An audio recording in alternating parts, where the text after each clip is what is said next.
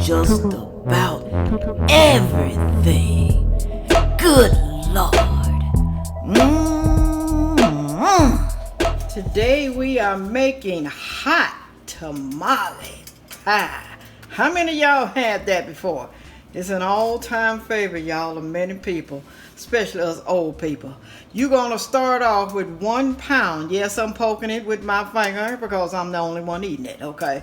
You're gonna start off with 1 pound of ground beef. Anytime you want, okay? I don't care what kind you use. It can be 80, 20, or whatever you wanna do. Ooh, that's loud. That's loud. I'm sorry. Some people don't season their ground beef when it's cooking, but I like to season it a little bit. So I'm putting some Badia Complete seasoning in here. Okay, I don't like bland meat.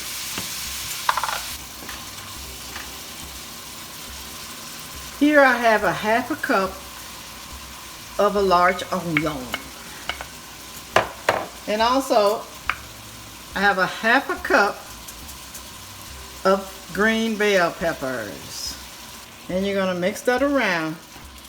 Make sure your eye's not too high because you don't want to burn anything, okay?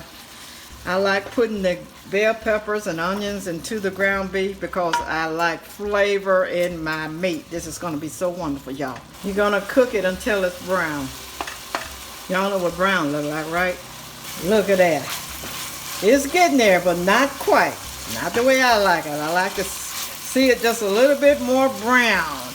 And while you're doing this, make sure you set your oven to 375 degrees.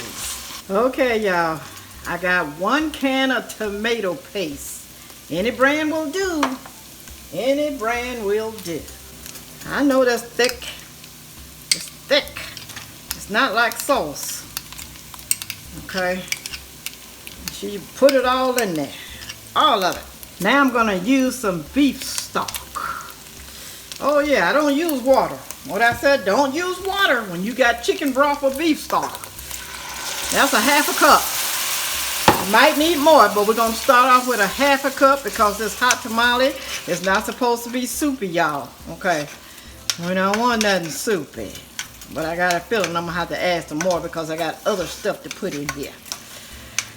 Matter of fact, I'm just going to go ahead and add me another 1/2 cup. So probably about a cup of beef stock, especially when you're using tomato paste.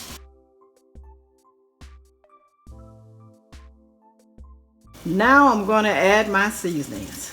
Garlic powder. Woo-wee. I mean, you can cut up some or get some minced garlic or whatever, but you know, I'm using a 1/2 of a tablespoon. I'm going to put in some chili powder. 1 teaspoon of chili powder. Make sure you get the good brand, okay? All chili powders do not stack up. They don't. Now I'm going to use a 1/2 of a teaspoon of ground cumin. That's good in chili, y'all. And it's also good in hot tamale pie. I'm going to put in a 1/2 teaspoon of coarse ground black pepper. I mean, you can leave it out if you want to, but this is a hot tamale pie.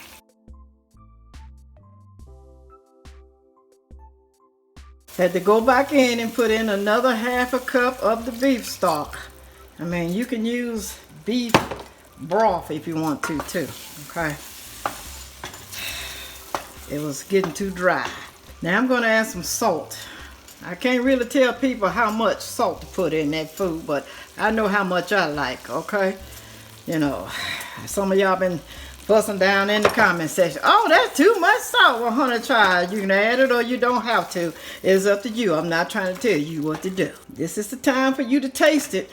You want to make sure that it has good taste. If you think you need more beef broth, put it in there. In small increments, okay? Small increments. We're going to also be adding some whole kernel corn, drained. And we're also going to add some black beans, washed and drained. I have 1 can of Rotel diced tomatoes and green chilies. You can drain it or you don't have to, but since, you know, we got tomato paste, we just gonna leave it on up in there. We're gonna leave it in there. I put me some sliced green olives in there. Okay, you can put that in or you can leave it out. It's up to you what you like, okay? If you don't like olives, leave it out. But it tastes great with olives. It does.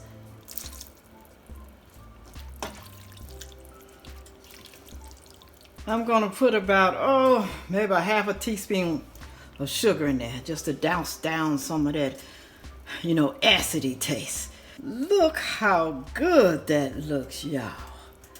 I can eat this right now. You can eat this over rice if you like. It's good either way. This is the consistency that you want. See how it just barely falls off the spoon? Almost like a stew. This will be the cornbread that I'm gonna put on top. This is Famous Dave's original recipe cornbread. Now you can use Jiffy Mix or you can make your own cornbread from scratch. Either way, it's gonna be good. But I like using this because I'm lazy right now. All you gotta do is follow the instructions on the back of the box, people. That's all you gotta do. And if you wanna try this, I am going to link the Amazon thing, thingy. Look at that, I always can't talk, but I'm gonna link it in the description box if you wanna buy this. Here's what it looks like. See how it's falling? That's the way you want your batter, okay? Not stiff, unless you like dry cornbread. I also put a little butter in mine. You can do that if you want to. I am using a 13-inch casserole dish. You can use whatever you want to, pan, skillet, whatever. If you got it big enough like that, you know, you can do that. This is a 13-inch and I think it's about 3 inches tall. I'm going to also use some canola oil. Any non-stick spray would do, okay? Any kind. I'm going to add about half of this at the bottom. Half. Then we're going to spread it around. You're going to get you some Mexican Four Cheese. Well, any cheese would do, you know, but I like this one, you know, since this is sort of like a Spanish dish, Mexican dish, whatever dish you want to call it. I just rather get the Mexican Four Cheese. It's going to taste good with that, okay? It's shredded fine. I got fine shred. Okay, and just going to put it on top.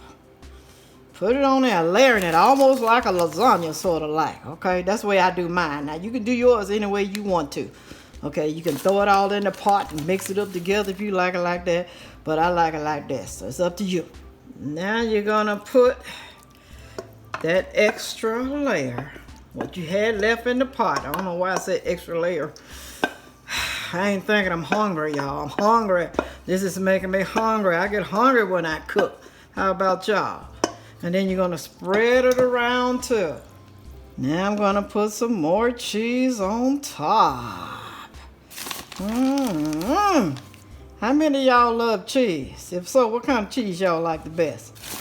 I like them all, except that cheese that tastes old, that aged cheese. I don't like that. I don't like nothing too old, not even men. And I'm old. I don't even like it. Save yourself a little bit just in case you want to sprinkle some on top of your cornbread when it's done. Now we're gonna pour it on top, the cornbread that you made, the cornbread batter. Try to put it on there evenly, okay? Don't worry, when it starts cooking, it's gonna rise a little bit. I don't know about Jiffy, I don't know. Jiffy's okay, y'all, when you're making that corn casserole. I did make that. It's probably somewhere down there. If you look at my videos, you'll see it.